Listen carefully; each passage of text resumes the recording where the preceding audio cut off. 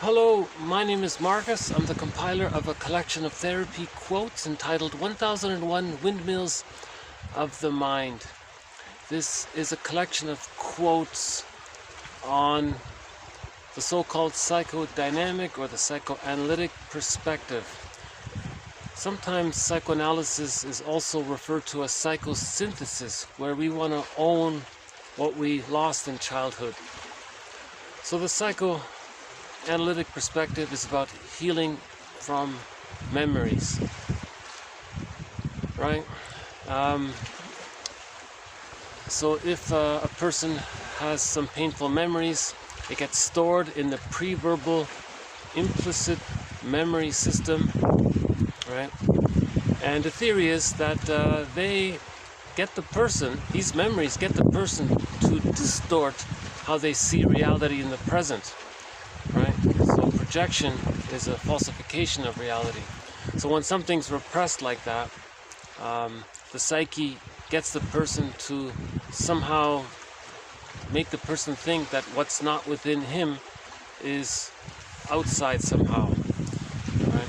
So the psyche uses what's called projection. Projection is the means of bringing repressed material to consciousness. So the psychoanalytic perspective sort of looks at this area in general, right? If the person had a secure attachment style and or a very happy childhood, then the memories aren't so painful. Then they relax and enjoy the present, and they have what's called a natural outcome of their development, which is the I'm okay, you're okay position. And they have access to the real self and the capacities of the real self. If we're lucky, we'll see the heron and the seal, and I'm not sure about the Canada geese, but for sure we'll get a few seagulls. Okay. They're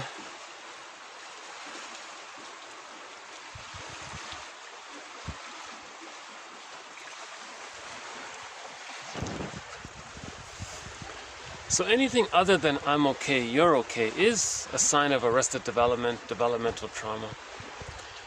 Yeah, so by the way, it's getting colder, so this might be my last outdoor video for the year. Hopefully not. We'll see how it goes. Yeah, I tried one earlier. I couldn't do it. It was too windy. So I think we got about a good hour here where it's calmed down a little bit. So with a secure attachment style, the child achieves a psychological birth.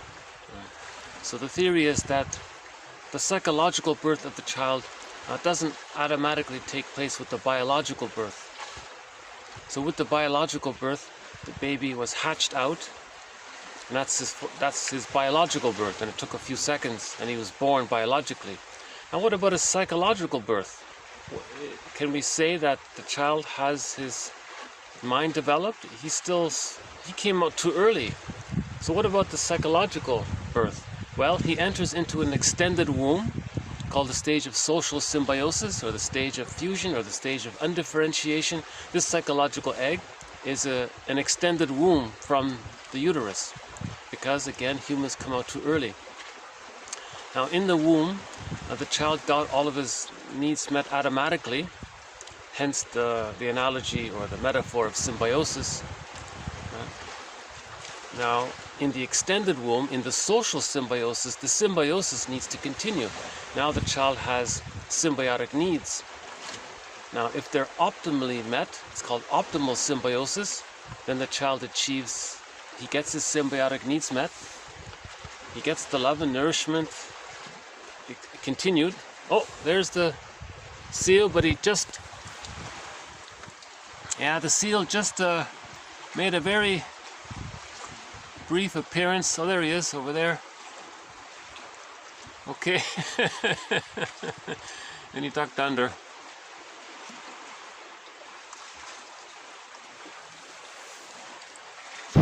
In the last video we got a glimpse of 3 adult seals. Oh, he's a quick swimmer. He's way down there already. Wow, he's a quick swimmer, that one. Okay.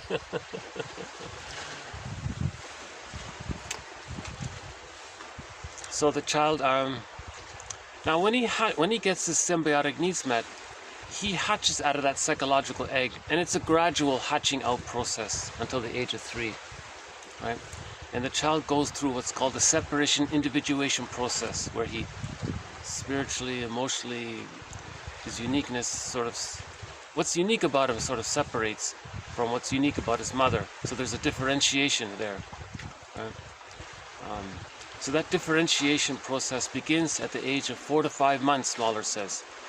Some say it can begin as early as 3 months, some say it can begin as late as even 7 months. So somewhere in there, between 3 and 7 months, the child begins to hatch out. Now he's only able to do it. Now here's the key. Here's the heart of the matter. He's only able to do it if he gets his symbiotic needs met. Because if he doesn't get his symbiotic needs met, he's frightened, he didn't get enough trust to leave the mother, so he's still clinging to the mother. Right? Now one scenario is the child really doesn't get his symbiotic needs met at all, or he was prematurely ejected out, and that can lead to a certain personality pattern, as discussed in previous videos.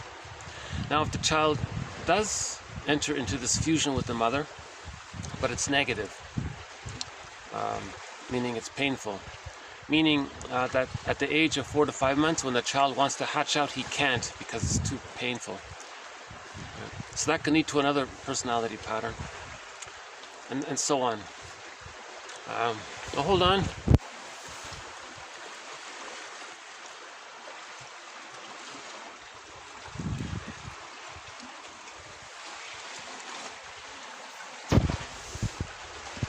Oh yeah, we got those lonely trees there. Yeah. So there's sort of a tree that leans over like that. It reminds me of the jack pine, and that tree also sort of slightly reminds me of the jack pine.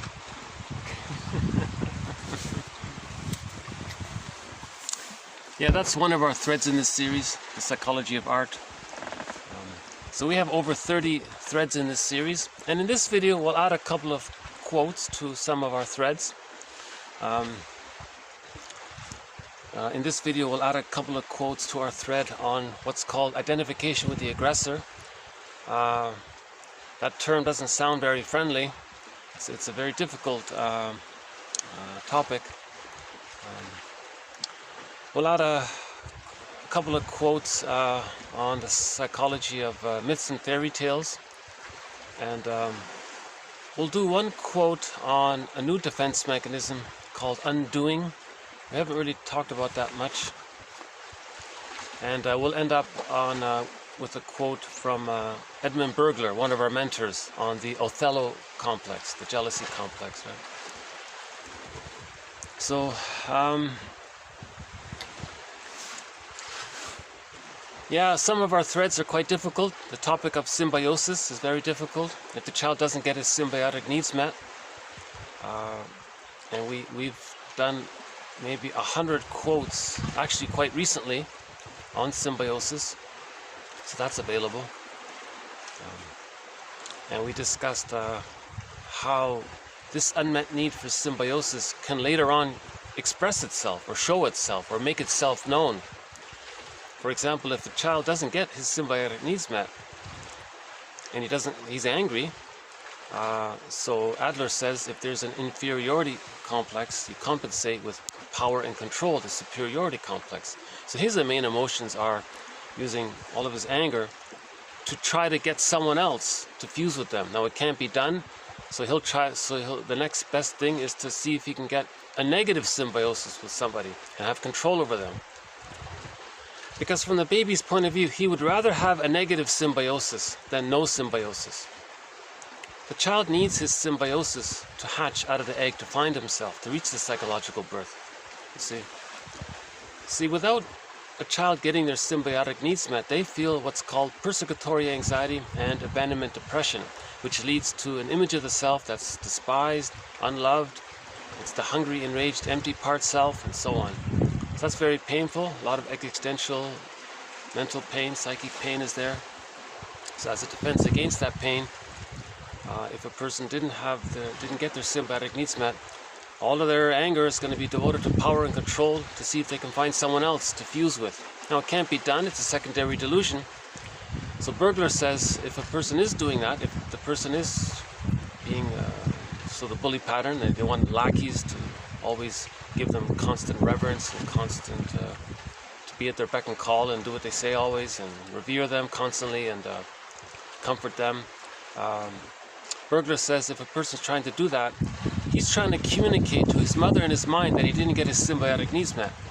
So he's forced someone else to be in bondage to them in a negative symbiosis, saying, look, mother, I would have preferred a negative symbiosis with you than no symbiosis. You know, because the person can't get a positive symbiosis. That's impossible. See?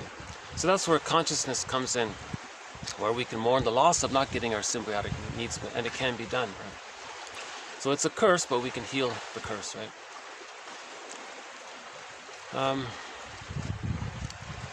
Yeah, so that's a thread about this hostile, provocative attachment style, or the bully pattern, where he uses power and control, and that's his main emotions: hate, envy, spite, vindictiveness, greed, envy. Now his Schadenfreude, his sense of joy, is when he expresses his anger towards the lackey. He feels one up, the lackey feels one down, and he's in a negative symbiosis, so he feels serotonin from the safety of that illusion, right? So that's a complicated one, this topic of the personality pattern based on the hostile, provocative attachment style, sometimes called the bully pattern. So we have a thread on that in this series. Now there's the inverted or closeted or secret or covert version of that pattern called the Iago pattern. Right? So the Iago is sort of doing the same thing covertly, but he does it through envy and spreading rumors and getting people against themselves. So he exercises his power control behind the scenes, so to speak. And now oddly enough, on the Enneagram, the unhealthy 5 and the unhealthy 8 are the same, right? The unhealthy 8 is the expression of the unhealthy 5, right? So it's, Enneagram is helpful. We haven't really talked much about the Enneagram, maybe later. Okay, so let's say,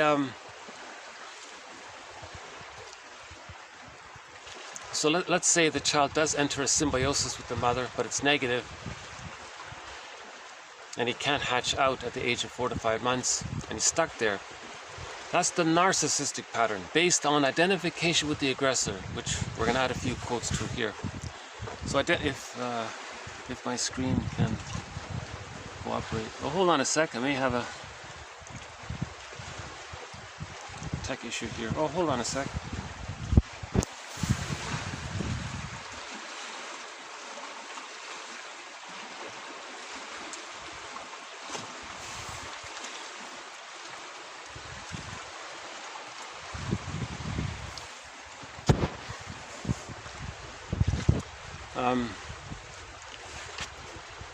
So the theory around that sort of second scenario, let's call it, is that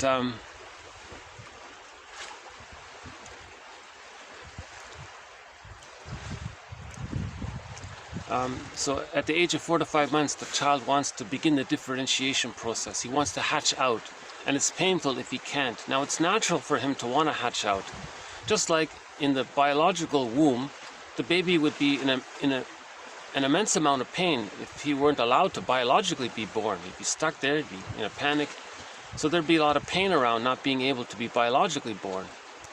That's an approximate metaphor or analogy to convey the emotional pain of not being able to psychologically hatch out of the symbiosis. Now, if the child cannot hatch out of the symbiosis and he's stuck there, that's a negative symbiosis. Now, if this doesn't get resolved by the age of 15 months, the child does a very desperate maneuver of the mind, psychic maneuver of the mind. All of that pain of himself feeling unloved and devalued and exploited, used. So again, the theory around why a child wouldn't be able to differentiate from the mother is if the mother is more frustrating than loving. And that can take place if the mother is using what's called the Jocasta style of mothering, where she's using the child to comfort her or to you. Right? Or the mother is caught in her existential dilemma of intergenerational trauma, and she doesn't have it within her to offer a secure attachment style to her child. So it's as if, one author says, she's communicating to her mother in the mind, look, mother in the mind, you didn't give me a secure attachment style. Now, little baby here, I'm not going to give him one to show you, mother in the mind, what you did to me, and I didn't like it. So that's sort of a negative magic gesture. It can't be done. That woman's mother in the mind is not going to change her ways. It's past. But she's trying to communicate the problem. When there's trauma, the person wants to heal from it. How do they heal from it? Well, they got to communicate it somehow. Now, this is all pre-verbal, so they communicate it through their behavior and their repetition compulsion. And if they're not aware of it, they can do it like Sisyphus all of their lives. So if the child is stuck in the tar pit of a negative symbiosis with the mother, meaning the child's not getting enough love to hatch out, if the child's frightened, he can't leave the mother. The more frightening the mother is, the more the baby needs the mother, the more the baby clings to the mother, the more he's trapped in this negative symbiosis with the mother. Now that pain, the child can't take it. His true self, which is now the hungry, enraged, empty part self, or the despised self, the humiliated self, the shamed self, the impoverished self, whatever we want to call it, that gets deeply repressed. Now remember, when something's repressed later on, the psyche gets the person to believe or think that what he doesn't know about himself belongs to someone else in the projection, right? So in a negative symbiosis, the child's true self gets repressed. Now, his grandiose part self is still there out of the biology, meaning the baby thinks it's all about him. That's understandable. When the baby's in the womb, it's all about him. He has no sense that he's in his mother's belly and there's two people there. He thinks it's just about him. In the extended womb, that still continues. Now, from 5 months to 15 months, he's still in the symbiosis, right? Now, he's meant to start to begin to practice with the idea of differentiating, but he can't do it, so he's still stuck in the symbiosis, right? So that means the thinking that it's all about him is still there, the infantile megalomania or the primary narcissism, right? So the grandiose part self is still there. The despised, hungry, enraged, empty part self is split off and repressed. So already there's soul fragmentation. His image of the self is severely fragmented like that, right? But he holds on to the grandiose part self, which is fused with the giantess in the nursery, who he believes is all good. That's called the moral defense. When the mother is more frightening than loving, the child deludes himself that the mother is good and denies that she's projecting. Now he is fused with his own fake creation of the mother being so wonderful. Now he thinks it's him. So he thinks he's so important and he's so special and entitled.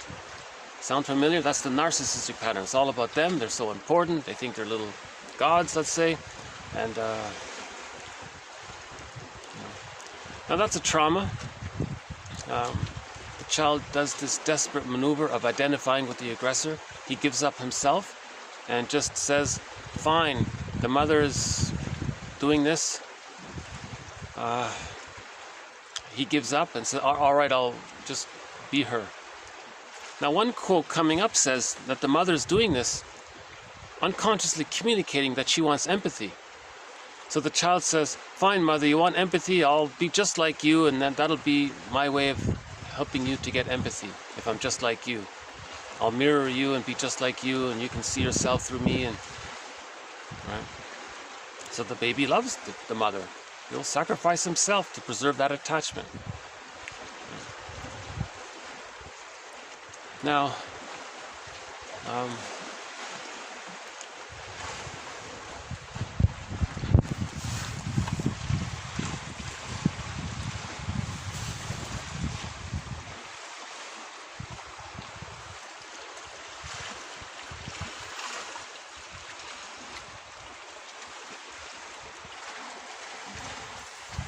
So, related to this,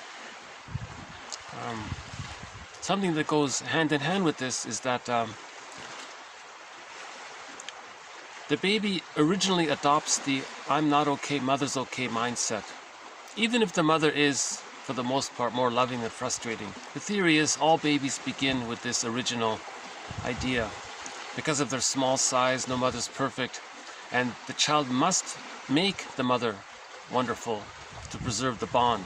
We all know that the baby has to bond. All of the child's life force is devoted to bonding to the mother. So the child will do whatever mental gymnastics he has to preserve that bond.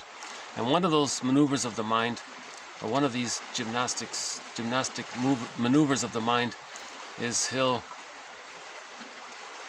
manufacture some, in his hallucination, he'll hallucinate in some kind of psychosis, like a delusion that the mother's so wonderful. And he's bonded to this fantasy image of the mother being wonderful. Now, that allows the child to think that the mother's okay. Now, if he's being unloved, or for the times that he is unloved, he concludes that he's not okay. So all babies sort of begin with this, I'm not okay, mother's so great, so that's okay. So the mindset is, I'm not okay, you're okay, comes from there. It's called the moral defense. The baby makes this moral decision that he's not okay and the mother's okay. He's like this, he's taking charge, he's this little judge. Okay, mother, you're okay and I'm not okay. That's the idea there. Now, with enough love, this gets sorted out into I'm okay, you're okay. That's normal, natural, healthy development. I'm okay, you're okay. It's whole object relations, psychological birth, access to the real self, and the adult personality. Calm, mature, caring, affectionate, tender, generative, helpful, serving, builder, and in a good way, and is creative and sees things realistically, and that's the natural adult personality, right? The healthy adult personality. Not the critical parent, not the child wearing the mask of the critical parent, and the critical parent is really the infant in disguise. Not these kinds of things. He's the natural adult, connected to the real part's self. So with the psychological birth and whole object relations, and getting the key out from under mother's pillow and getting the golden ball, he has access to the real self with various capacities. The real self allows the person to know what they like, what's unique about them. The real self, part of the person, allows them a wide range of affect. It allows them to feel aliveness of affect, a wide range of appropriate aliveness of affect, so they feel. The feeling self is there, the firebird is there, they can feel. So if they need to mourn losses, the firebird will say, yes, you can mourn. I'll give you the emotions necessary that you need to mourn the loss, because the feeling self is there, the firebird is there, right? Or the golden ball is there. If the person wants to enjoy the present and he's happy, the real self will allow that. He'll allow the person, quote, the serene, inexhaustible fullness of being, to be in the present. Their relationships are based on mutuality. They see each other as people in their own rights, and they can make I statements, and they're playful and creative and tender and affectionate. So if there are misunderstandings, they can make I statements, and then then the marriage becomes like fine wine. It gets better and better. So let's backtrack for a minute.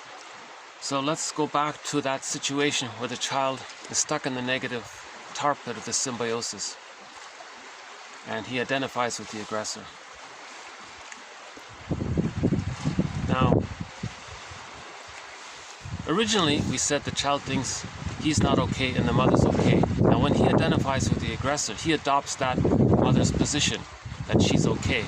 So then he says that he's okay. Now when he says he's okay, it's a fake, because the mother wasn't okay, and he hallucinates that the mother's okay, and then he adopts his own hallucinated image of her as being okay as his, and then he says, I'm okay. So there's a real delusion there. It's an illusion. So that's the false self is doing this, right? The true self is gone. He's just dealing with this false self. So the false self is now saying he's okay. Now he says others are not okay. because he's doing what his mother did. From the baby's point of view, the baby thought that the mother thought that he wasn't okay. Now he's doing what she did. Now where is he? He's seen outward in the projection. So that's the attitude, I'm okay, you're not okay. Now when he says you're not okay, he's talking about his mother's opinion of him, now seen outward. Right? Again, the true self is repressed. When something's repressed, the psyche gets the person to have attitudes around it outwardly. The psyche's doing this for the person to be aware of what's inside, but if he's not aware of it, he keeps saying it's outward. That's so projection comes there. Now, because he felt no good, despised, hungry, enraged, empty part self, and he can't accept that, he says others are no good. So that's the mindset, I'm okay, you're not okay. It comes from there. The prejudice can come from there as well. So the main psychodynamics of prejudice is the repression of the true self, the hungry, enraged, empty part self, the unloved self, the no good self, whatever we want to call it. Now when there's, okay, that's too painful, so the person identifies with the aggressor. Now his unloved self is seen onto others, is viewed to be belonging to others. Right? Now, the projector may coax others to play a role. He'll interact with that person, wanting them to identify with the no good self, himself. He wants to see it outward to preserve the repression and his false self, because his false self he believes is his true self. So he's very invested in this activity, right? And then he'll create rationalizations around it. He'll create beautiful lies. He'll manufacture the appearance of being reasonable. So he'll spread rumors of why they're so bad, and that's why he's putting them down and making others want to believe they're so bad. Because the projector can't face how he felt unloved. He's got to keep it repressed. So his motivation for prejudice is to preserve his repression of how he felt unloved. He can't face it, right? Because he lost his true self. He only has this false self. So we'll follow up on this. That's one of our major threads in this series, the so-called psychodynamics of prejudice. There are other aspects to prejudice. Don't want to overly simplify it. One author says you're being too one-sided if you think prejudice just comes from repression, projective identification with the aggression, rationalization, the repetition compulsion, the denial, repetition compulsion, the negative magic gesture of showing up the mother and then repeating it like this. He says you're being too one-sided if you think it's just individual psychodynamics that causes prejudice. There are other factors, but that's a part of it. So let's add a few quotes to this difficult topic called identification with the aggressor, where the child gives up this idea that he's no good, adopts his hallucinated attitude that his mother is good, and then co-opts that for himself, and then he thinks he's good, and others are no good. So yesterday's video added a few good quotes around that. So we'll add a few more, which I think are also helpful. Okay, Olden, 1953, has cited identification with the aggressor as an explanation for some parents' excessive aggressive behavior towards their own children. So he's saying, so why are some parents so abusive or neglectful or rude to their children? What's going on there? Well, the parents are doing to their children what they experienced themselves in childhood, because they're in battle with their memories. They're in battle with the memory of their mother or father doing those things to them, and they want to communicate to them. So when the abusive parents are behaving that way, in whatever form that takes, let's say, it doesn't have to be corporal, it doesn't have to be physical, it can be in other ways. The hurtful parents is saying, look, parents in the mind, see how hurtful and neglecting I am to my children? Well, that's what you did to me and I didn't like it, and I'm showing you. So he's trying to communicate the parents, the father and the mother, they're trying to communicate to the phantoms, the ghosts, the memories. The traumatic memories are called phantoms and ghosts.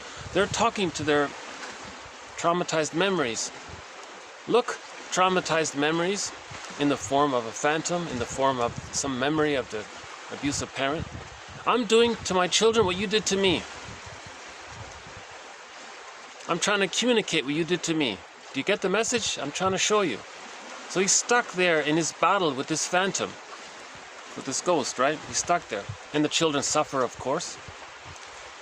So one way of talking about this negative magic gesture is identification with the aggressor. Hurt people, right? Now, it's a secondary delusion. Let's say the parents are being rude to their children. It's not as if the person's going to step into some...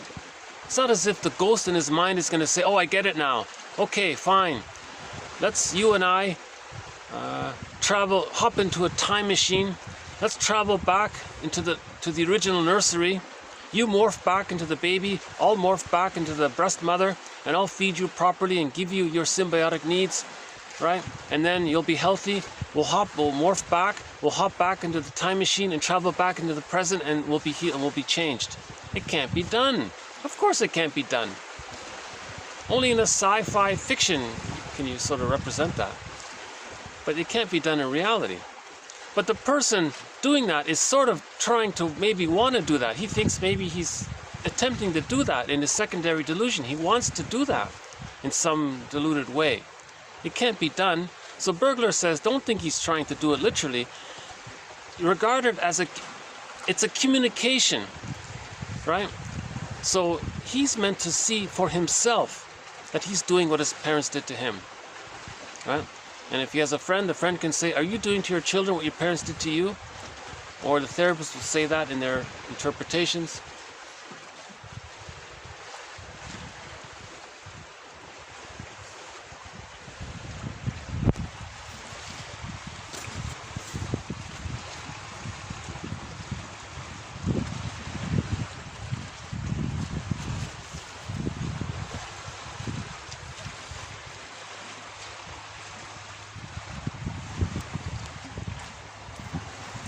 I think we're going to get some kind of speedboat zipping by.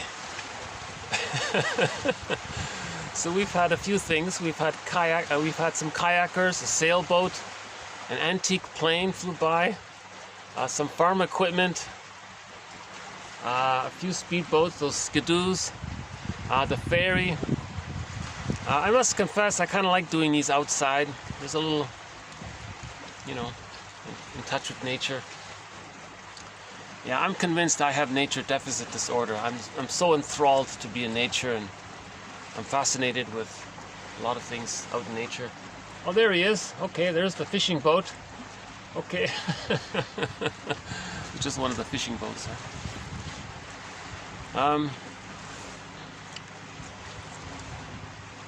See, that's a metaphor in the psychology of religion. In the psychology of myths and fairy tales. Okay, the metaphor of the fisherman is that the ocean is the unconscious. Now, when he gets a fish, he's finding something about himself. The fish represents something about him that's repressed. It's in the unconscious. Now, if he digs down and owns his projection, realizes something about himself, it's as if he caught a fish. And then he takes it home and he eats it. So he integrates it, makes it a part of himself. That kind of thing.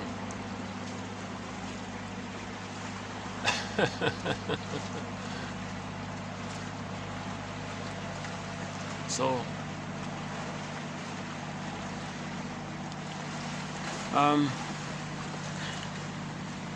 yeah, the ocean is sometimes referred to as a metaphor for the unconscious, the forest as well. So that's covered in our thread on the psychology of fairy tales and myths. Okay, so the next one on identification with the aggressor. Okay, the child develops a defense mechanism which Ferenczi was the first to describe, okay, quote, identification with the aggressor.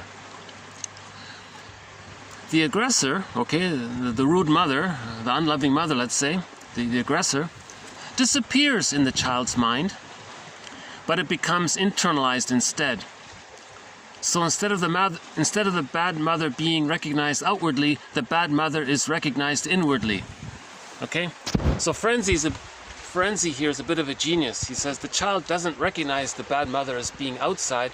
The child only thinks, no, the bad mother's inside, not outside. So the child is taking it in to try to manage it and control it and deal with it and work with it and have some kind of try to heal it. The child is actually trying to heal the parent, actually. That's an ingenious thought. The child doesn't recognize the bad mother as outward, in external reality. The child incorporates it, internalizes it, identifies with it, and he says, okay, the bad mother is recognized in intrapsychic reality, in the internal world. Again, we live in two worlds, in this internal world and the external world.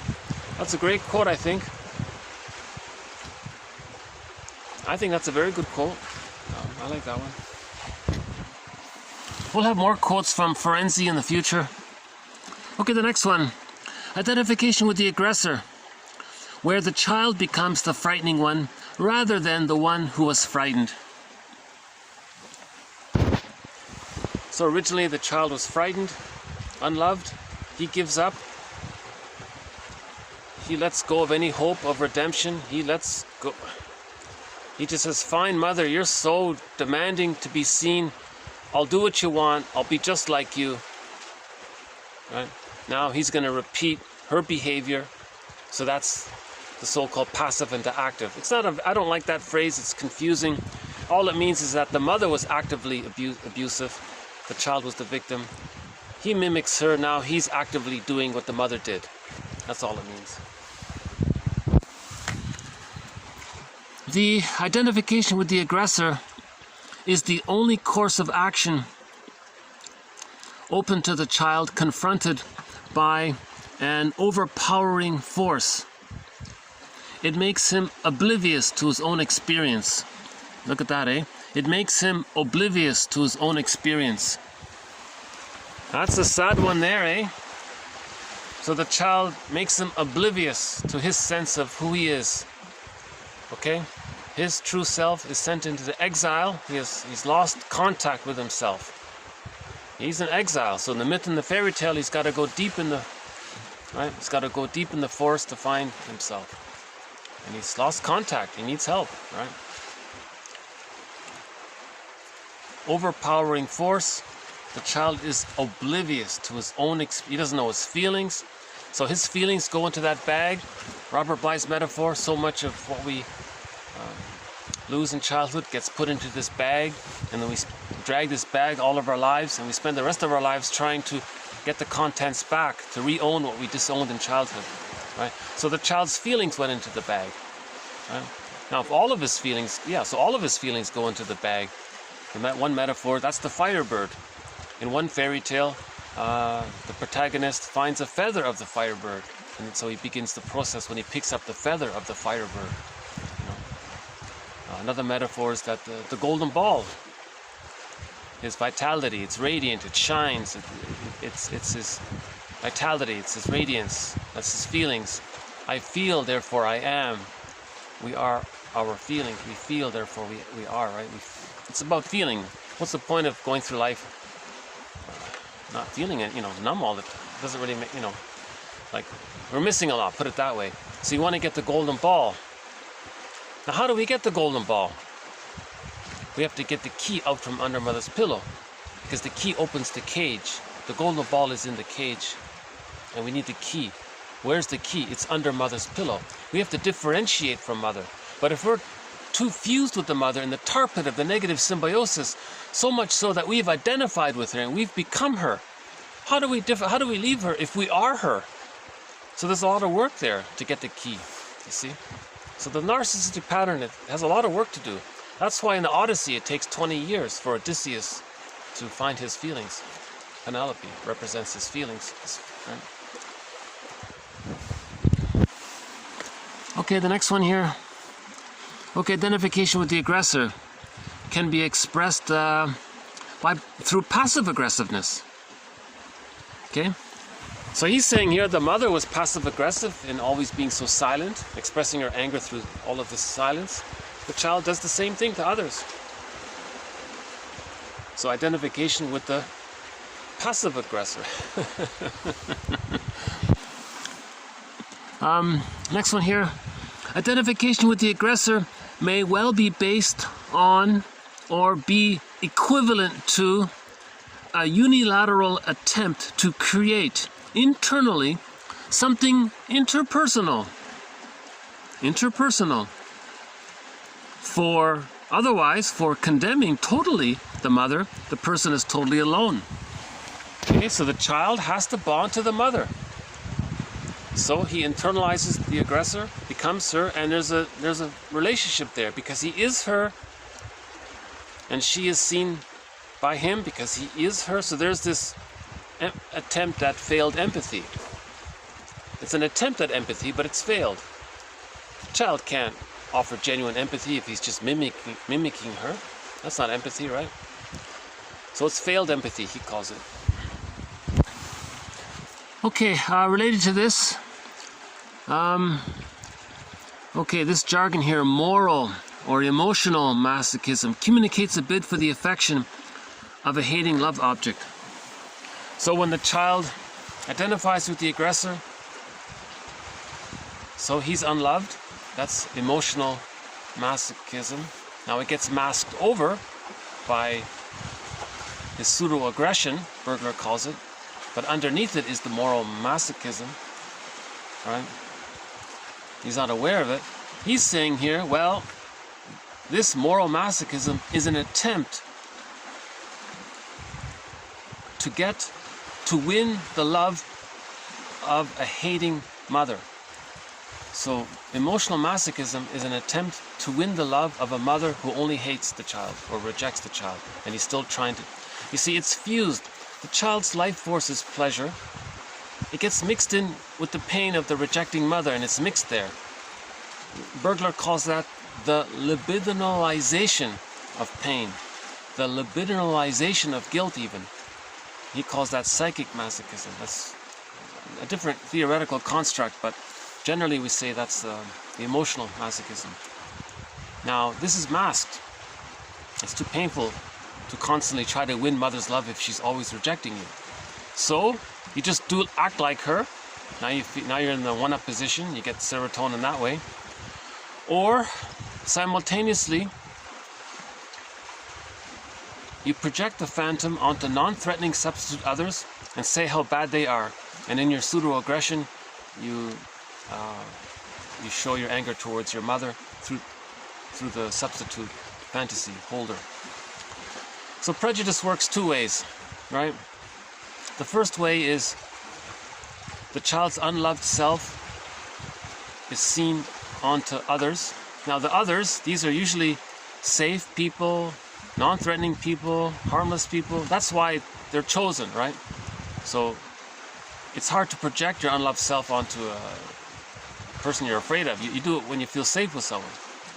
So you find some peaceful person, some nice person, kind person, heartful person, sincere person, or sometimes these are disadvantaged, so they're vulnerable and weak, so you pick them, or they have some other disadvantage, or they're already traumatized, so they're harmless, something like that, so they're safe, right?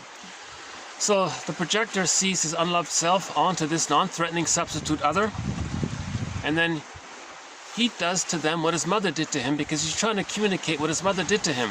He's trying to communicate what his mother did to him. So he finds some safe other, projects or sees his unloved self onto this safe other. He acts in the role of the aggressive mother, and so instead of the mother putting him down, he now, in the role of her, puts others down to communicate to his mother in his mind what she did to him. So prejudice can come from there. Now at the same time, he feels like he re-triggers the victimhood of that. So now he wants to re-communicate it again. So there's the Sisyphus aspect of it, right? Mother put him down, he puts others down, but when he does that, he feels triggered of the memory of the mother putting him down. Now to communicate that, he puts others down, to communicate that he didn't like how the mother put him down. But when he does that action, that triggers the memory of being put down. Now again, he wants to communicate that. So he, in the identification with the aggressor, he puts another down. Then he feels reminded of being put down. Now he wants to communicate that. So it's like Sisyphus. So a person with a narcissistic pattern can be prejudiced, right, all of his life. Oh, hold on. I'm not sure what these are, but let's take a look here.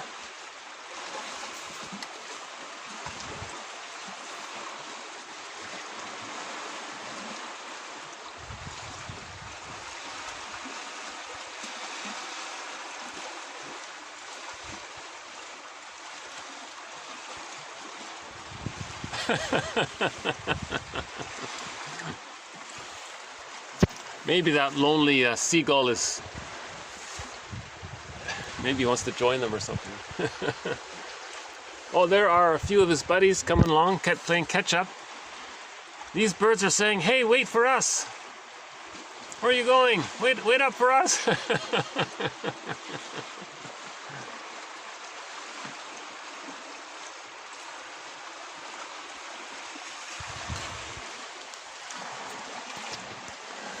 I guess nature brings out sort of the kid in me a little bit, yeah. Oh, and there's another batch of them.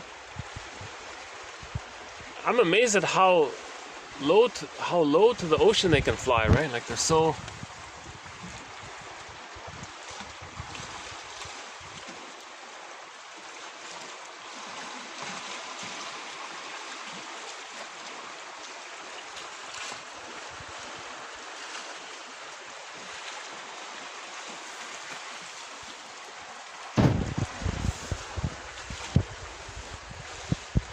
Okay, so that's the first main way of the psychodynamics of individual prejudice. The second way is sometimes he may accept that he's unloved, project the phantom of the bad mother onto others, save others, and then say how bad they are. And now in his pseudo-aggression, he wants to express his anger towards his mother in the mind. So he's prejudiced that way.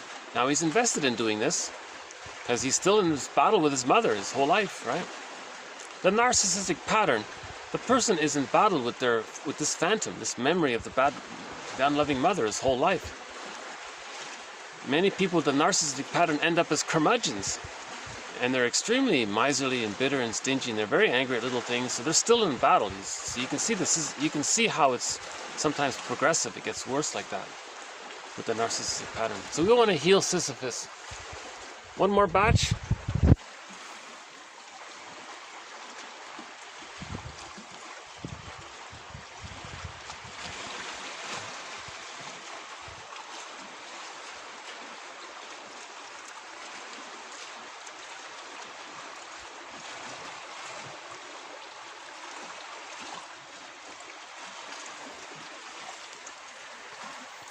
Only once we caught the Canada geese. They flew right above us and they were honking. It lasted only for 1 second, but that was a very nice moment.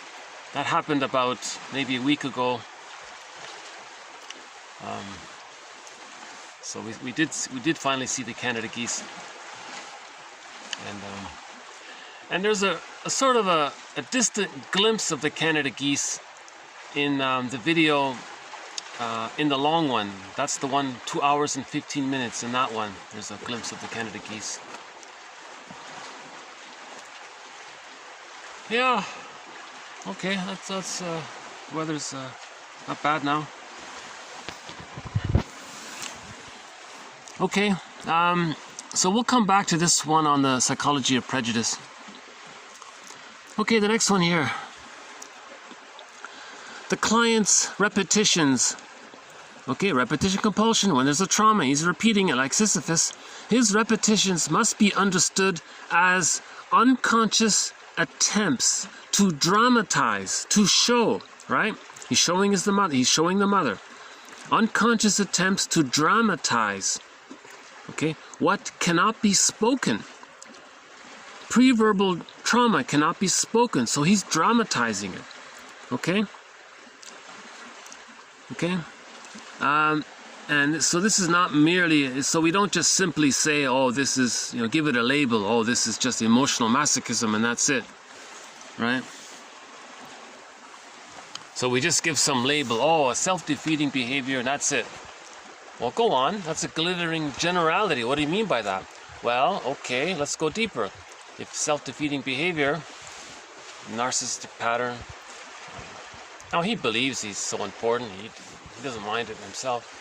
But from the observer's point of view, he's missing a lot of life. He's missing the golden ball. So he's living a self-defeating behavior. Okay, he says here, well, he's trying to dramatize what can't be spoken. A person with a narcissistic pattern cannot speak out his disappointment. He can't say, stop it, mothers. Give me my needs. Stop using me to meet your needs. He can't do it. Baby doesn't have verbal skills. He can't do it. So later on, okay, it kicks in. He wants to communicate it. So there's a delayed onset. He wants to now do something about it, so to speak. So he acts it out. Right? The mother devalued him. He identifies with her. Then he devalues others to communicate that his mother devalued him. So that's a dramatization. That's what he's talking about here. Bergler calls it a negative magic gesture. A gesture. That's also a dramatization. Okay, the mother's repetition compulsion to neglect her son, in part expressed an identification with the aggressor. She had been the victim of abandonment, emotional abandonment. Now she in turn would be the one who does the abandoning. Now the son does the same thing later on. Okay? So the mother felt emotional neglect. There's a self-help book called Childhood Emotional Neglect. They talk about this idea. So the woman, so originally one mother emotionally neglected her daughter. She identified with the aggressor, and then she,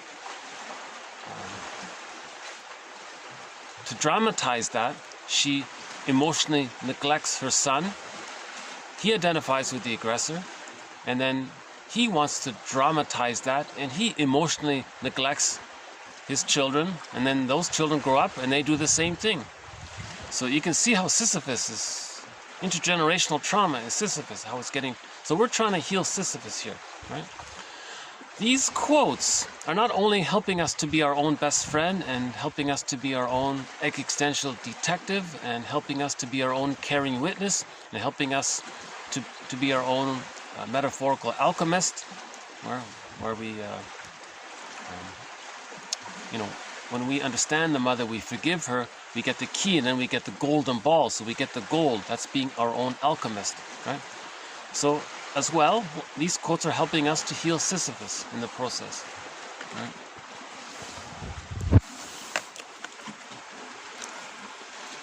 Okay, another way of saying it is identification with the aggressor. The child may identify with the traumatizing behavior of the parent. Okay, same thing. Okay, emotionally neglected children with great frequency become emotionally neglecting parents, illustrating identification with the aggressor and the repetition of trauma. Okay, same thing. Identification with the aggressor avoids anxiety through placing the aggression characteristic of a feared object within, and thereby aiming to have some kind of control over it, trying to master it. So that goes back to Ferenczi. No, the frightening mother is not outside, the frightening mother is inside. And he's doing that to sort of master that anxiety of the frightening mother. That's the theory, right? Hold on. Okay. Okay, the next one here. Okay, the child's defense,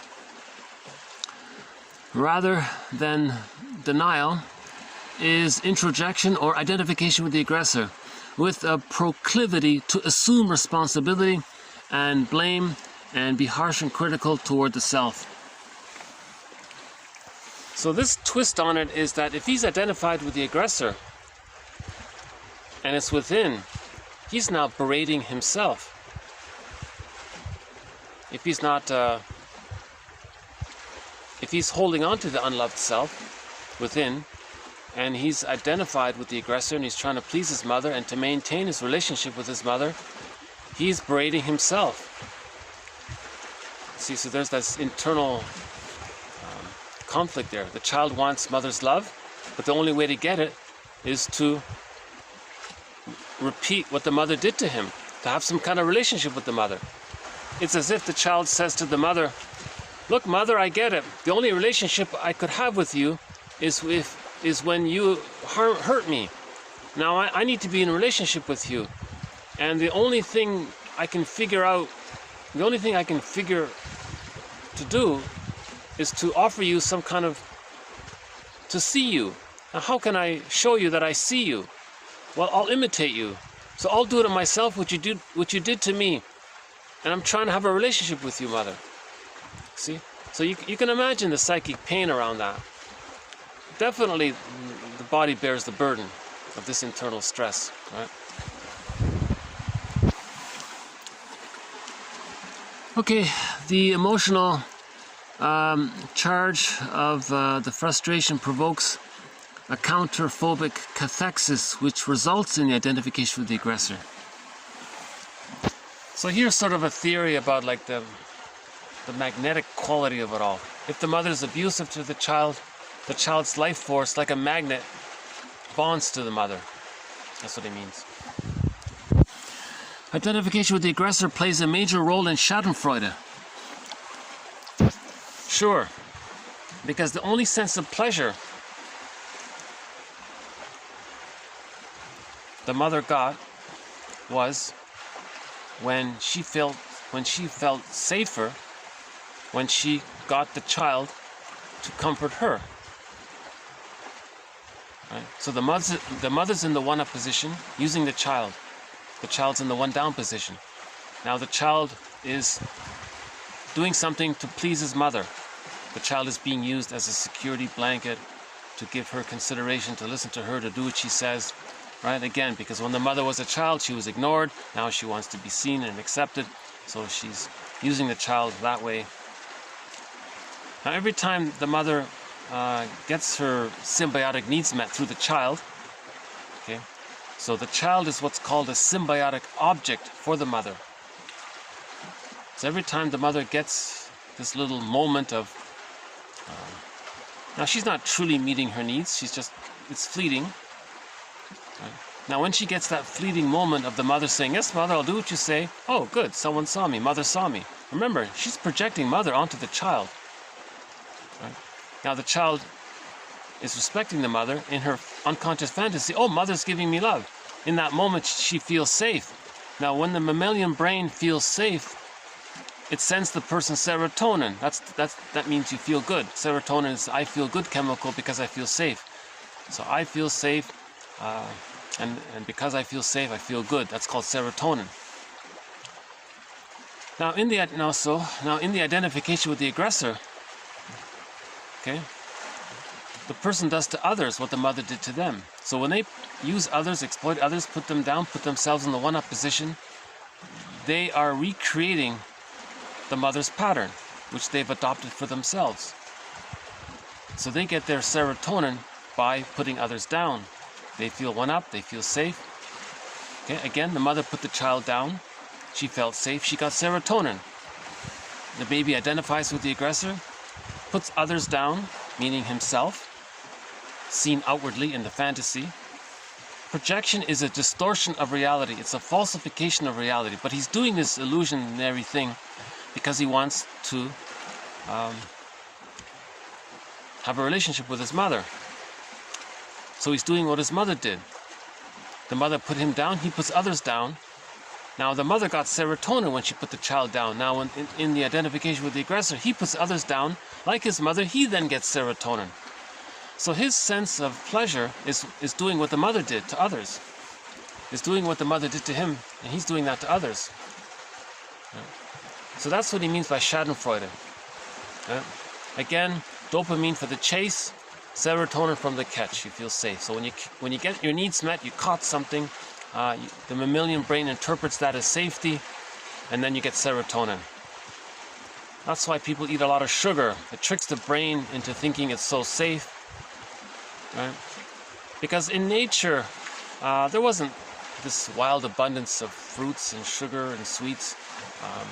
So we concentrate the sugar in a cookie like that, and then the brain goes, "Whoa! There's a lot of sweets here. I feel safe." It means the person got a lot of calories and food and nourishment. It's a trick. All that sugar isn't the healthy nourishment of the blueberries or whatever. But so the brain is tricked into thinking it's so safe. Then it sends the person serotonin. Now that's a neural pathway, they say. If you do something that gives you pleasure, you revert to that under stress. So under stress, you become an emotional eater. Then you run and eat the cookies all the time. So you're constantly re-tricking the brain. Now the brain may get habituated to that. And then if you don't get the cookies, you might feel stress around it. Then you panic and you run to the store. Where are my cookies? Then you find some other one. Oh, we got a boat there. Yeah, that's one of the commuter ferry boats, I think.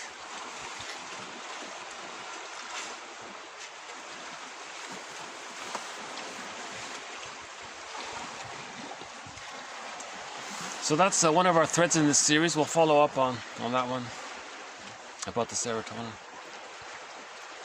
Yeah, so Schadenfreude is a pathological joy. Okay. Masterson says joy is when you express the real self. When you get the golden ball, there's your joy. You have the radiance of feelings, and you feel your feelings. There's the joy from there. Because with access to the real self, right? Access to the real, having your golden ball gives you access to the real self. The person knows what they like. And if they like something, there's joy in that. So there's a healthy joy. Now this Schadenfreude has nothing to do with that. This Schadenfreude is just putting others down to get serotonin, to feel safe, to trick the brain to get serotonin. Right? The mother, again, the root of this is that the mother was unhappy in her marriage. The mother wasn't happy in her marriage, so she used the child as a parent or a partner to comfort her. She ignored the husband. Right? Or she's okay with the husband, but she herself didn't achieve a secure attachment style. You see? One quote says, I'll save it for later. Okay. Let's stay on topic here. Yeah, okay. Oh, okay, this one's on prejudice, actually. All right, so let's do one more here. We need to make the distinction between prejudice motivated by internal dynamics, okay, as I mentioned earlier, right? Repression, identification with the aggressor, projective identification, rationalization, acting out, negative magic gesture, repetition, etc. So we need to make a distinction between prejudice motivated by internal dynamics and those which are mainly the product of ignorance, okay, or a simple lack of accurate information. Okay, so we have a sub-thread on our thread on the psychology of prejudice. This sub-thread looks at sort of the social side of what contributes to prejudice. So the work of Jane Elliott discusses this. So Jane Elliott explains this. In our thread on the psychology of religion, some of those quotes explain how religion actually ironically promotes prejudice, because religion promotes repression. Right? The more repression there is, the more projection there is, the more projection there is, the more prejudice there is. So religion ironically promotes prejudice. Now the victims of prejudice may use religion to fantasize being saved in the rescue fantasy. They're using the moral defense. They're okay, and someday some good mother they'll be connected to this wonderful fantasy super goddess one day. So the victims of prejudice use religion for fantasy purposes. Fantasy is a defense mechanism against stress. So the victims of prejudice will engage in fantasy, and religion can offer that fantasy, so they feel better in the moment. But the perpetrators of prejudice, they use religion to maintain the narcissistic mindset. I'm okay and others are not okay. Now, religion was born in response to a global economic system called global pillage. And that, in turn, was born, not to blame anyone, it was born when we discovered farming and agriculture. When we discovered in farming and agriculture, it was like we found all of this sugar, all of this surplus food. So our brain adjusted to this massive upsurge in safety. Now our brain sent us all of this serotonin, and we got habituated to that. Our brain changed to this new level of serotonin. Then if there's a weather problem and the crops, didn't produce, we panicked. So we thought, well, we better pillage, we better expand the farms. Now how do we expand the farms? Well, we need people to do the work, they say. We need a pool of poorly paid workers. Poverty's man-made. How do you do it? Well, you suffer the children, traumatize the children, then they'll identify with the aggressor. They'll do to others what was done to them. So you create the prejudiced personality through traumatizing the children. You give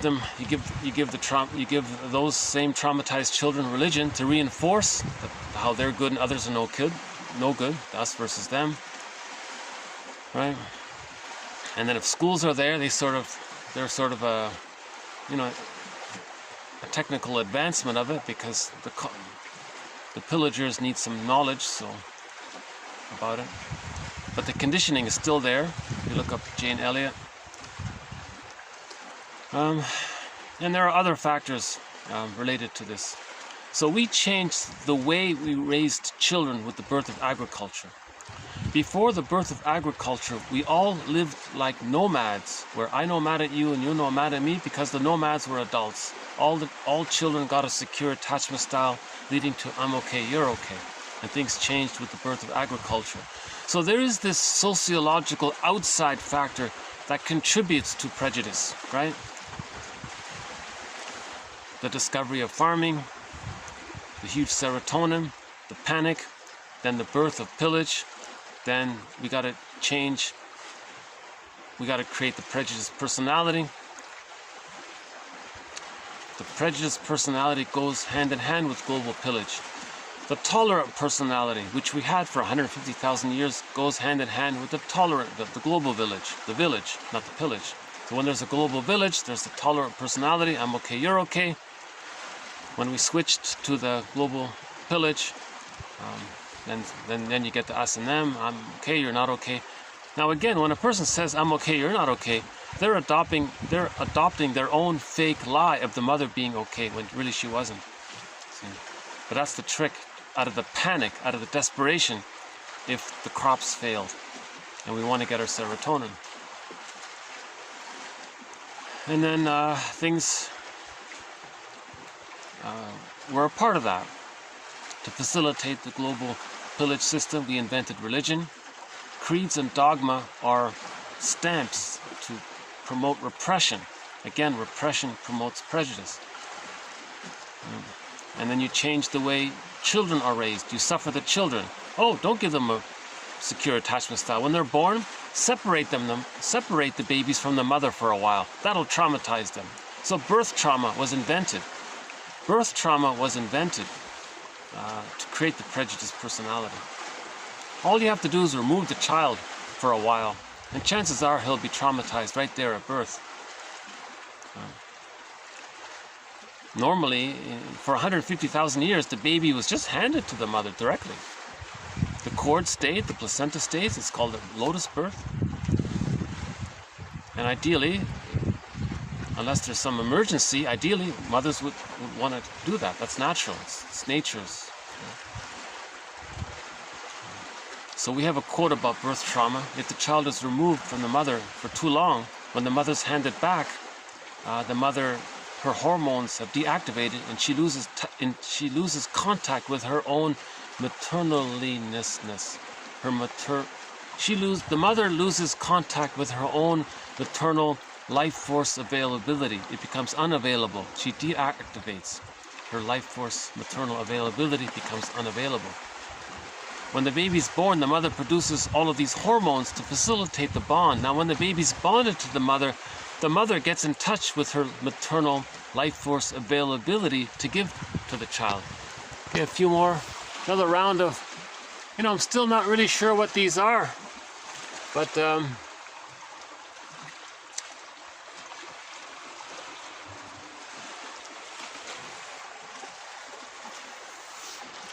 yeah, I don't think they're Canada geese, but I mean baby ones or something. Maybe they're just large. Yeah, I'll have to look that up. What I see them a lot. Yeah, so let's move on here. Okay, so that's a big one, the psychology of prejudice here, right? So lack of information. So he's saying another factor regarding prejudice is a lack of information. So if children go to school and they're misled by the prejudiced authors, by, see, the global pillage is done by companies. Companies want to promote the prejudiced personality, so they hire authors with the prejudiced personality, and automatically whatever they write, it's going to have a prejudicial hint to it, and the kids pick it up, and children grow up believing they're right. So again, Jane Elliott, I'll leave that for Jane Elliott's work. She says, when you graduate high school and you're not prejudiced, if you haven't been brainwashed, it's a miracle. It's remarkable.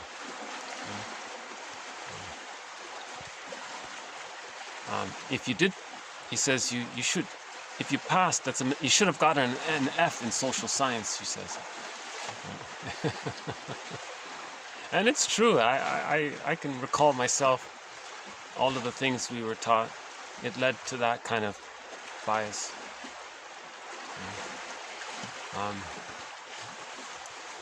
So and Jane Elliott has a recommended book list to read, and yeah, there's a whole body of work around the social education side that contributes to the prejudiced personality. Right? So the prejudiced personality can come from internal dynamics, and it can come from outside factors as well. Now, if we have the knowledge, then we educate ourselves. Oh, okay, I get it now. I didn't know that. I was led. I thought something else. Now, a person may think something else because of their own personal projections. So a person may get educated, but they'll reject it because they're too emotionally invested in their own anger towards their mother. So they maintain the internal dynamics. So maybe outside education has a limit that way. So I think education works both ways. You need the social education, but you need the psychological education of learning about the tar pit of negative symbiosis. Learning about identification with the aggressor, learning about projective identification, and so on. Okay, yeah, this jargon, I've never used this term before, but I just thought I'd put it here as a question mark here, the talionic response, or identification with the aggressor. Okay, I don't see many people talking about it. I don't know it myself, but there's something called a talionic response. His interpretation of this idea of the talionic response, that's identification with the aggressor, right? Mother hurts the child, and then he hurts others, or he may, in his fantasy, he wants to hurt the mother. It can't be done, so he's doing it over and over again like Sisyphus. So he's stuck in this talionic response, he says. He says, well, what you're talking about is identification with the aggressor. So whenever you hear about this talionic thing, He's talking about identification with the aggressor and the repetition compulsion. I think that's what he means. Okay, a little optimism here. Psychoanalytic explorations of prejudice have yielded a fairly precise blueprint of the psychodynamics of this extremely common disorder. He was saying we've come a long way. He was saying let's give psychology some credit here. We have models to describe the psychology of prejudice. We've got it. We've got it. I've tried my best a little bit to describe some of it in this video and in previous videos. But he says we have enough knowledge to understand prejudice, right? We're angry at our mothers. We're trying to dramatize this. In our dramatization of it, we're accidentally hurting others, so there's the prejudice. But our main primary goal is to dramatize our hurt with the mother. Right? Not blaming her, right? She may have the Electra complex.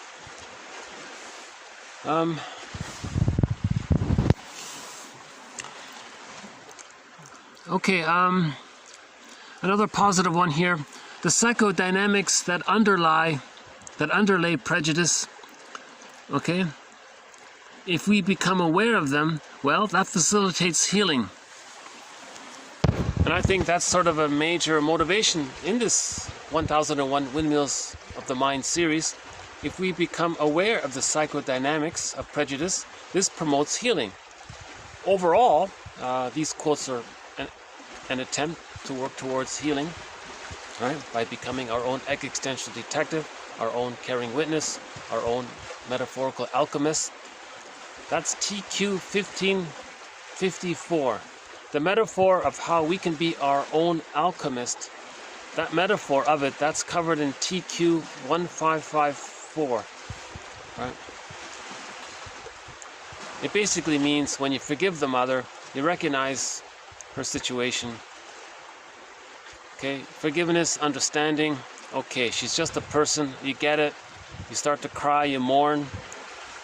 When you mourn, you cry, you work through it all, the grief process, you accept things. Now you're in touch with yourself. When you're in touch with yourself, then you get the key, then you get the golden ball. So that's the alchemy of the gold, right? So forgiveness leads to the gold. That's what it means. And part of this forgiveness process is called healing the splits, meaning you got to face the unconscious ambivalence with the mother. The reality is that the child is bonded to the rejecting mother, but he thinks he's bonded to the good mother. That's splitting. Now that's an ambivalence that the person denies. So there's unconscious ambivalence. So alchemy is facing this unconscious ambivalence, right? Now how do you face this unconscious ambivalence? Well, you accept the reality. It's this verdict of reality that makes the work of mourning so difficult. So you accept the reality that the mother was unavailable emotionally, and you're bonded or identified with the frightening mother. You accept that reality. Now you got to forgive the mother.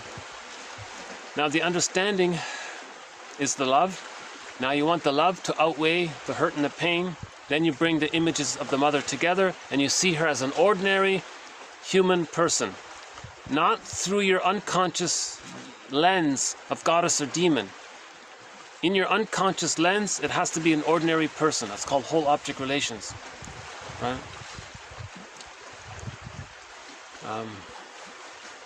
So forgiveness heals the splits.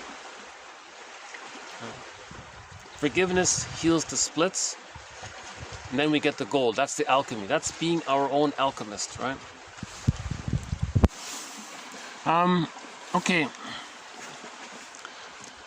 Okay, so I'll leave it there for identification with the aggressor, right? So that's a tough topic, right? Identification with the aggressor.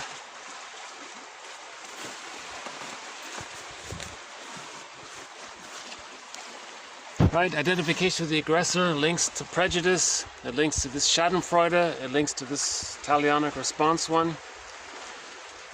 Right, it links to the tar pit of the negative symbiosis, it links to arrested development. So there's a lot going on. So when we talk about identification with the aggressor, it links to a lot of other threads. Right? Okay, so let's, in recent videos we talked a little bit about the psychology of myths and fairy tales. I won't redo it here. I'll just add a few brief quotes to it. Okay, Donnet uses Ulysses' journey as a metaphor for psychoanalysis. Now maybe Ulysses had foreseen the risks and taken good precautions, and that's why he was able to resist the temptations of the sirens. You see, remember in the Odyssey he came across the sirens. He was prepared. He tied himself to the mast, or he put wax in his ears. He was prepared. He didn't want to go back to the old way, right? Remember in the Odyssey, he visited the underworld. That's the metaphor of the recognition of how we betrayed our feelings. He met Agamemnon. Agamemnon means we betray our feelings. He saw Jocasta in the underworld. That means he recognized and understood that the mother exploited him. Odysseus saw Sisyphus, meaning he saw how he himself has been in this repetition compulsion. Now when he recognized all of this, whoa, he cried. Odysseus cried. He went through the mourning process. So he faced that repression. Now when he got out and continued his journey, he was tempted to give up and go back. That's the sirens. He said, no, I'm not going back. A lot of people do go back, right? Now, he didn't. Orestes didn't. Orestes is our hero. Odysseus, or the novel version of the Odyssey, is the Ulysses character, right? So he resisted the temptation because he had the knowledge, right? So these quotes are giving us the knowledge to resist the temptation of staying stuck in some unconscious battle with the mother. We want to get out of that tar pit, right?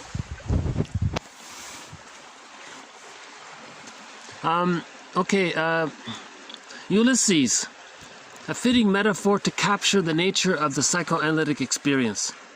Okay, so in other words, every client in therapy is Ulysses. Everyone is Ulysses, whether they realize it or not. You know, Karen Horney says, in a way, everyone is the Odyssey. She says life is therapy, so everyone is Odysseus. Everyone is Orestes, right? That's called The Hero's Journey. Okay, my last published book, called Haunted by Parents, derives its title from the metaphor of parental ghosts found in Homer's Odyssey. Yeah, that's pretty good. Shengold is difficult to read. It's difficult to read Shengold, but if you don't mind it, if you can read him in small doses, he has some very good ideas about it, right? When Odysseus saw Jocasta, that's a memory of the mother exploiting him, you see? So his book title is called Haunted by Parents. Now these traumatic memories are ghosts. Now in the hell scene, they're all ghosts. They're phantoms. They're ghosts, right? They're not real, right? They're memories. See? That's what he means. Okay, myths and fairy tales are true on the inside. Working with metaphor has been shown to light up the greatest number of areas of the brain, therefore aiding neural connections. So this quote inspires me. I'm going to see if I can add more metaphors to this series. I've stuck mainly with the jargon. Maybe we need to add some more metaphors. So our psychology of myths and fairy tales is that attempt. Right? Those are all metaphors. Myths and fairy tales are metaphors of the traumatized psyche. Myths and fairy tales are metaphors of a traumatized psyche. Every character in a myth or fairy tale represents one psyche, right? Just like you wake up in the morning, everything you dreamt, it belonged to you. Likewise, dream, likewise a fairy tale is like a dream in that way. A myth is like a dream in that way. They all belong to one person.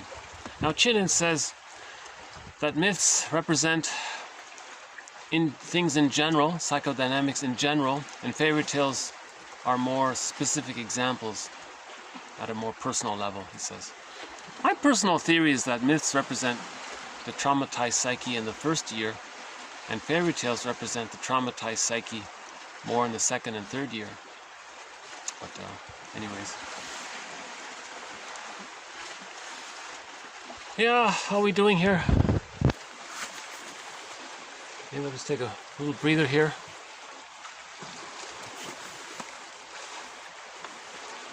Okay, I'll do one more quote, but maybe I'll just take a little stretch here for a sec. Hold on a sec.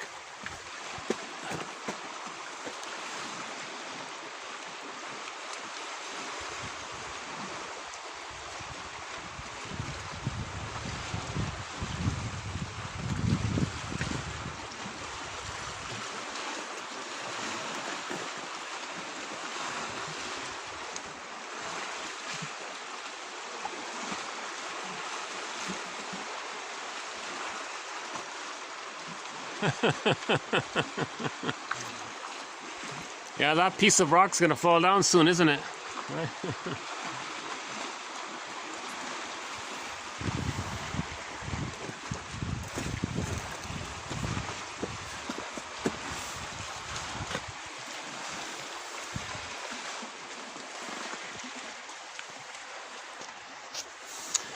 Okay, so we'll just do one more quote here from Edmund Burglar, one of our mentors.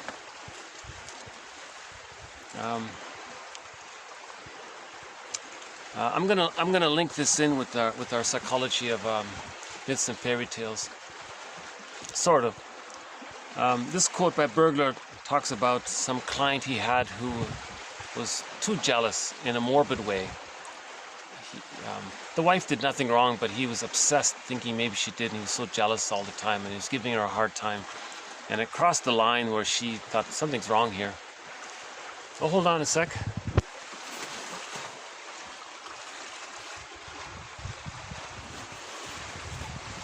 So sometimes this pathological jealousy, some people call it the Othello complex, right? It's not really a myth or fairy tale, but so just briefly, when we betray our feelings, long ago, how did they depict that in a story? So they created this character called Agamemnon, and we know the terrible thing about that story. Now that terrible thing in that narrative is just a metaphor of betraying our feelings inward. Myths and fairy tales are depictions of the emotional things that take place within. So it's not literally what the story says. It's see, thousands of years ago, people had different languages, and so we communicated through these stories and images to convey some of this psychology. So now when Euripides created the story and it got translated, you see, it's not that, you see. So that's the Agamemnon complex. Albert, in that comedy I Love Huckabees, had the Agamemnon complex. You could say, you could argue that everybody has it to some degree. To some degree or another, we all of us betray our feelings. But if we do it all the time, very severely, then we can properly say, oh, he has an Agamemnon complex. He sacrifices his feelings so severely. A person with a narcissistic pattern, anyone with the power complex, the bully pattern, hostile, a lot of that. That's the Agamemnon complex. They don't care about feelings, or they don't cry, or they don't love or care. There's no tenderness or affection. It's just power, glory, greed, all that we know.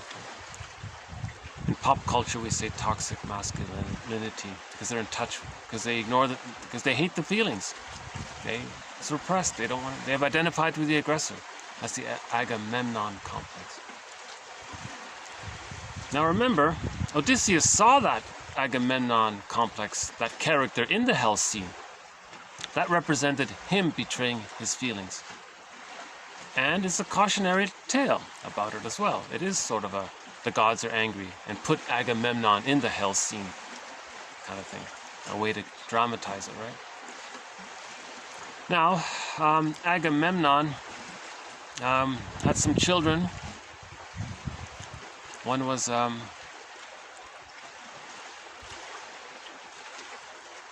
Orestes. Right? Now he's our hero. So that represents the part of us. So Agamemnon, it can be displaced to the wife, and she displays her feelings. That can be the Jocasta style of mothering. So we could say that Agamemnon's wife adopted the Jocasta style of mothering. And Orestes confronted his mother, said, "No, mother, I don't like this." And he got the key out from under mother's pillow, right? And he achieved his selfhood. And we can displace that onto Electra. So maybe she found her selfhood. Now, if a boy doesn't do that, he has the mother complex. If a boy has the mother complex and he grows up and he does to his son what his mother did to him, he's now using the Laius complex. He has the Laius complex. Laius rejects the son because he's trying to communicate that his mother rejected him. Yeah. Now Odysseus is our hero. He questions all this. What's going on here? So he went on the famous hero's journey by looking into the bag that we drag behind us. That's expressed in the story of the sea journey, the sea voyage. And we have other complexes based on mythological characters. So the Jocasta complex creates the mother complex. If a mother has a daughter, the daughter is stuck in the tar pit with her mother. The daughter has the Electra complex. She grows up. She can then have the Jocasta complex. Then there's the Laius complex. Right? So mother complex, Electra complex for the kids, right? Then you got the Jocasta complex and the Laius complex for the parents. Right? And they rotate around and so on. The Agamemnon one conveys the idea that we betray our feelings. There was another one. We did another one, didn't we? So, yeah, I'm not explaining it very well here. In the past couple of videos, I thought maybe I didn't do too bad a job. If I can refer you to the past couple of videos regarding the psychology of myths and fairy tales, I think I did a better job there, so I won't try to redo it here. But this last quote here from Bergler, talks about the jealousy complex. I noticed some people call it the Othello complex. It's not really part of the psychology of myths and fairy tales. Again, this term complex just means a lot of thoughts and feelings around a certain idea. Right? So this client here was wildly, ridiculously too jealous of his wife. She did nothing, but he believed she was having an affair and all this, and he was badgering her. Where did you go? What did you do? What did you see? Who did you talk to? That kind of thing. So the wife said to the guy, "Look, you need therapy." So she went to the therapist. Otherwise, she would leave, right? "If you don't heal this ridiculous jealousy, I'm leaving." "Okay, fine, I'll go to the therapist." So here's just a brief interaction between this guy and Bergler. Okay, so the jealous man says, quote, "My wife, she cuts me off with such a cold, polite, look, don't tell me all this. Go to the therapist tomorrow. Tell all of this to the therapist, okay?" And the client says, "I gotta say, Dr. Bergler, you did a good job training her." Yeah, so Bergler said that she was in therapy and the husband was in therapy, so he was treating both, right? Now the burglar says, quote, "In spite of your bitterness," I don't know if he has a German accent, but just for fun, let's see. In spite of your bitterness, I take that as a compliment. Can you give me one reason for continuing these morbid discussions with her?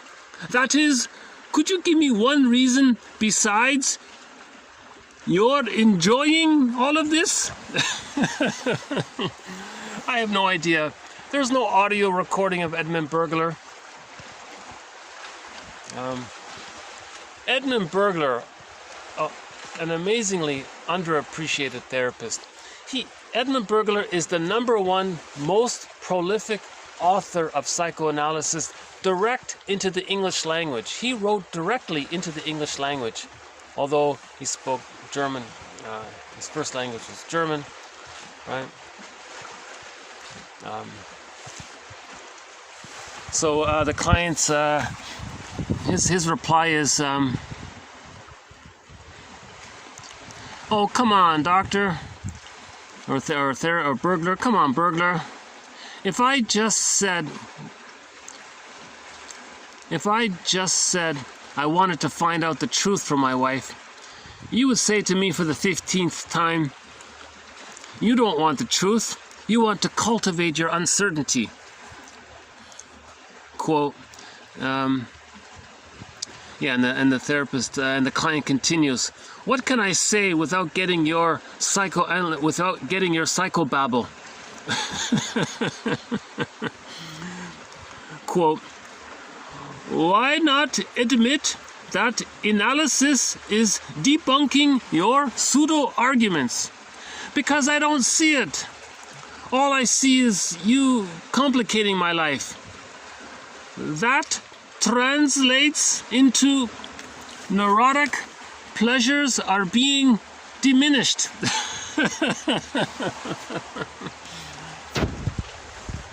So Burglar's interpretation was that he has a severe mixing up of memories of the mother rejecting him, but he needs his mother's love. Now he marries a woman, he needs his wife's love, but he's triggered, or maybe he's not going to get his... So being in marriage, in other words, him being married triggers the memories of his mother, abandoning him, leaving him, right? So the client is projecting, transferring the past into the present, and replaying the past in the present to see if they can get a better outcome. Now, the client was badgering his wife, thinking, "Come on, wife, mother, be clear that you're not going to leave me, because you left me when I was a child. Make sure you're not going to leave me." And he's demanding it too much, and he wants extra reassurance, and the wife can't do it. She just bought a coffee. She didn't make a secret phone call. Like he's too caught up in the painful memory of the childhood. So he's bringing his unfelt babyhood feelings into the present, and the wife in the present can't handle it. It's too much for her. She's not a therapist. She doesn't understand it. So she said, "See the therapist." Burglar he's a detective, so he was able to process all this. So the client healed in the end, right? So yeah.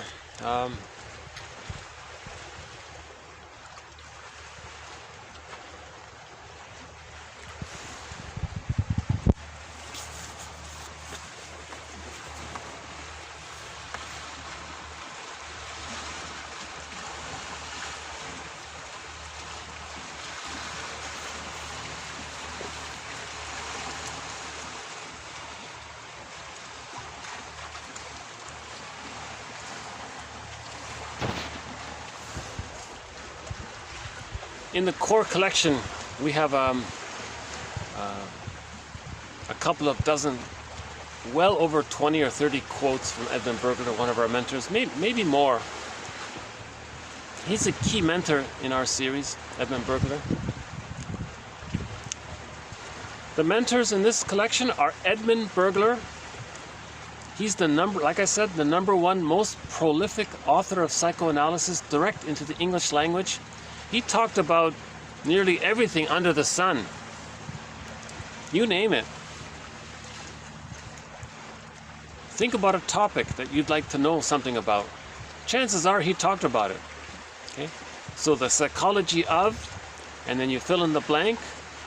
Okay? The psychology of, okay, sentence completion, you fill in the blank. Whatever you put in that blank, chances are he talked about it. The psychology of money, he has a book on that. The psychology of fashion, he has a book on that. The psychology of gambling, he has a book on that. The psychology of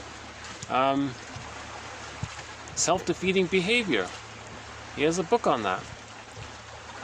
And it goes on, and within his books, the psychology of the inner critic, called the superego, he has a book on that.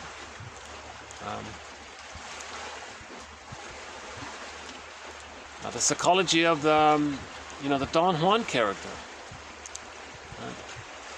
The psychology of any, you can think, he invented the term writer's block,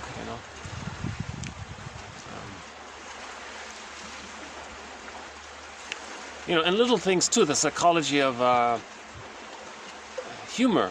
He has a book called The Psychology of Humor. He has 24 books and 300 articles talking about so many things. The psychology of blushing, the psychology of logorrhea, people who can't stop talking all the time. And so many things. You name it. The psychology of, and put something in that blank. Chances are Edmund Burglar talked about it. He has two books on the psychology of marriage and divorce. One of his books is called Divorce Won't Help. He says you can divorce your mate, theoretically, you can divorce your mate, let's say, but you can't divorce your inner conflicts. Your inner conflicts will faithfully follow you into the next marriage. So if you think that by divorcing your mate, you're going to divorce from your inner conflicts, that's not true. Your inner conflicts will faithfully follow you to the next marriage. So he wrote 2 books on how to save marriages. He says if there's a problem, run to the nearest therapist, not the nearest lawyer. Run to the nearest therapist, like this guy did here in this quote here. And he saved his marriage, this quote here. And apparently, we have no audio of him. I searched around. There's no video of him. The number one therapist, direct into the English language, and we have hardly any record of him. His books are hard to find, and he does speak in a direct way. There is one theory around why he got ostracized by others. He wrote a book called The Psychology of Writing, and in it he called most writers mama's boys. He said that most people, when they write, they're just writing as a defense mechanism. They're not facing their inner conflicts. And people didn't like that, and they ostracized him. That's one theory. I don't know. I'm just sort of guessing based on one quote we had about maybe a month ago. I thought the reason people are not aware of Edmund Burglar is because of his theory that I'm calling the 4 steps. So I won't repeat that one here, but he has a theory about self-defeating behavior that I've overly simplified by calling it the 4 steps. I thought that was maybe why people are angry with him. Someone called it humanity's 4th narcissistic injury. Nobody wants to hear about this. When Copernicus said that the Earth doesn't revolve around the sun or something, people were upset about that. That was humanity's first narcissistic injury. People thought the Earth is the greatest, we're the most powerful, we're the best. No, the Earth is just one little star in this solar system. And everything doesn't revolve around the Earth. Really? And it took hundreds of years for people to accept that. And Darwin says we have a lot in common with nature. Humans can cry too, People didn't like that. The idea of the unconscious, a lot of people don't like that. And Burglar is offering humanity's 4th narcissistic injury. And I thought that's why.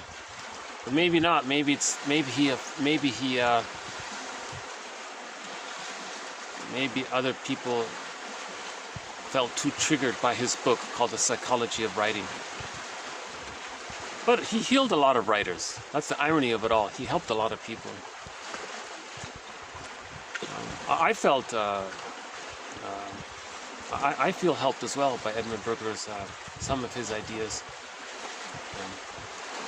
Not all of it, you know. No one ever agrees with everything perfectly, but a lot of it is interesting. So he's one of our mentors, Edmund Burglar. Another detective in this series is James Masterson. 17 books. I'm not sure how many papers. Another one is Karen Horney. Yeah, she's got maybe 5 or 6 books and a collection of papers. William Fairbairn. No books, but just papers. But there is a collection of his papers have been bundled up into books. Melanie Klein has a couple of books and a few papers, and Margaret Mahler, a couple of books and a few papers. Robert Bly sort of makes a guest appearance in this area. We have quotes from other detectives, Solani, Laughlin, Guntrip, Ogden, a few others. Okay, so over 30 threads in this series, right? And in this video we added a few quotes to this defense mechanism called identification with the aggressor. Yeah. I notice I always sort of calm down when I finish the video. I'm always a little more calmer. And I think to myself, maybe now I should start the video when I'm in this calmer mode. But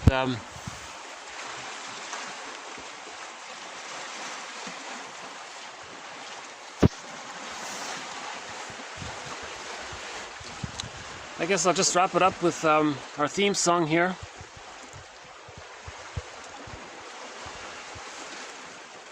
Or, I've played this song before in the core collection, but I have it lined up here, so maybe I'll play a song by Beatrice Deer and her colleague there. What's his name? Hold on. So the song is called... there's a song called Pao Yun Jae Nu Tar Lak. Is that right? Hold on. Okay, there's a song called Pao Yun Jae Nu Taralak. Pao Yun Jae Nu Taralak. Again, Pao Yun Jae Nu Taralak. And it's sung by a band named Kugu Tak and featuring Beatrice Deer in the background there. We've played a number of songs by Beatrice Deer, a wonderful singer.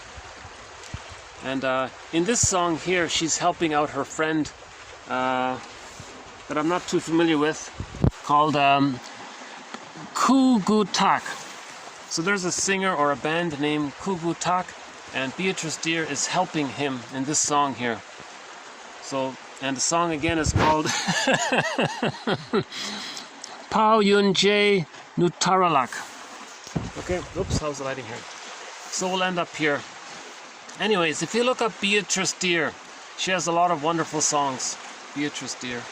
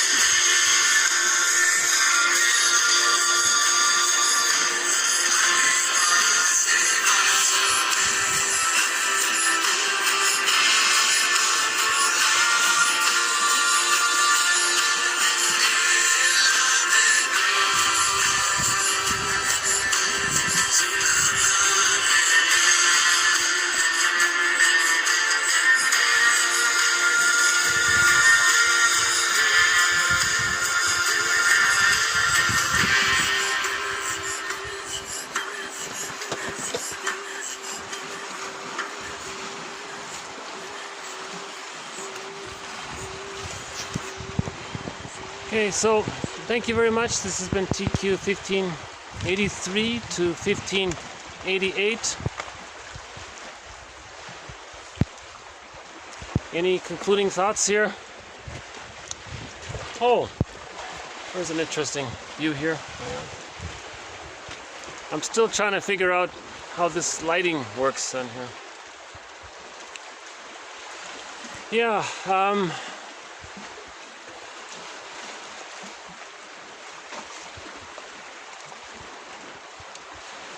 so the goal is to get the key out from under mother's pillow, right? We want to get the golden ball, right? The golden ball is in this metaphorical cage. In the story of Iron John, the golden ball is in this cage, and we need the key. The story says that the hero has to get that the key is located under mother's pillow. That's a metaphor that the image of the self and the image of the other are still fused in the negative tar pit of symbiosis. When a person differentiates from the mother, okay, that's getting the key out. When you differentiate, so differentiation means getting the key out from under mother's pillow. Now, how do we differentiate? We have to have enough understanding, forgiveness, love, acceptance, then we can differentiate. If we're unconsciously still in battle with the mother, still waiting for her to change, we're stuck there. The key is still under mother's pillow. So the only way to heal is to forgive the mother and the father and the siblings or the relatives. We have to forgive the immediate people in our early childhood. We have to forgive these people, right? So we have to understand them. You see? And part of understanding them is understanding the sociological factors that they grew up under. You see? Then we understand, then things start to make sense. Then we understand why they behaved that way. Then we cry actually. We actually feel sorry for our parents. And we can cry for them too. You see, we can cry for our parents. You see? And of course, we're crying for ourselves as well. Now, in the process of all of this, it's a little messy. We may temporarily get angry at the mother and the father. That's what Orestes did. He got angry. That's what that means with Orestes. He got angry around this, right? But then it led to the sadness. So again, the introduction to that Bruce Springsteen song, Independence Day, when he played in Toronto, if you look up Toronto, Independence Day, Bruce Springsteen, listen to that introduction. He's talking about this, that when he grew up there were blessings and curses. So he faced the unconscious ambivalence, as he describes it in that intro, right? And then he got his Independence Day. He got the key out from under mother's pillow. Now the song lyrics don't really mean that so much, but in his introduction, see, he was updating it, you see. That song he wrote when he was young, he said, but recently, in his introduction, he's much older, so he's updating it, you see. So, yeah, we have a quote that says, forgiveness and the willingness to be happy are the same. So if you want to be happy, you have to forgive, right? So these quotes are helping us in this journey to forgive our parents, right? These quotes give us the understanding so that we can forgive. When we understand, then we recognize things, then we accept things, then we so-called metabolize and we symbolize, we make the unconscious conscious. Right? So we have a lot of metaphors around this. You know, you want to look at the old traumatic script and unpick it, use those threads to weave a new script. Right?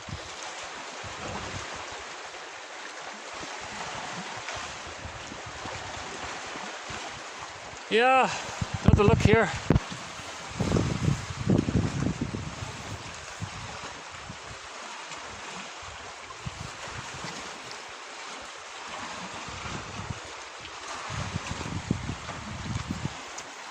yeah, this might sort of be my last outdoor video. It's a pity.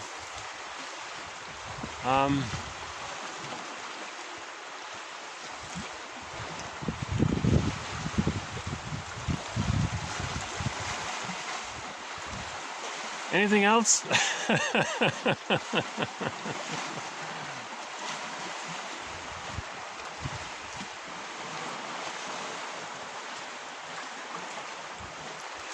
Okay, so I guess I'll just close it here then. All of the quotes are posted below. Right. And yeah, if somebody, you know, goes to that link there, they can get a file and have the whole collection, or someone can just you know, copy and paste under each video.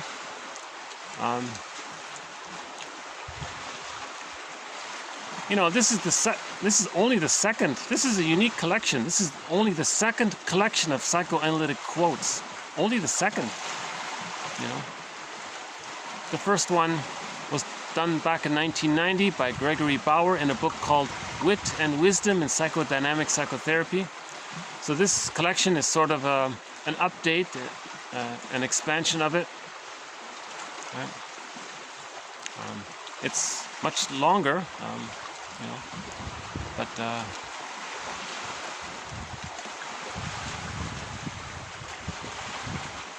and we have themes in this series that aren't really covered in Bauer's book, right? He doesn't have a thread on the psychology of religion or the psychology of prejudice, you know. So, but we do here in this collection. So, on behalf of 1001 Windmills of the Mind, I'll say thank you and bye for now.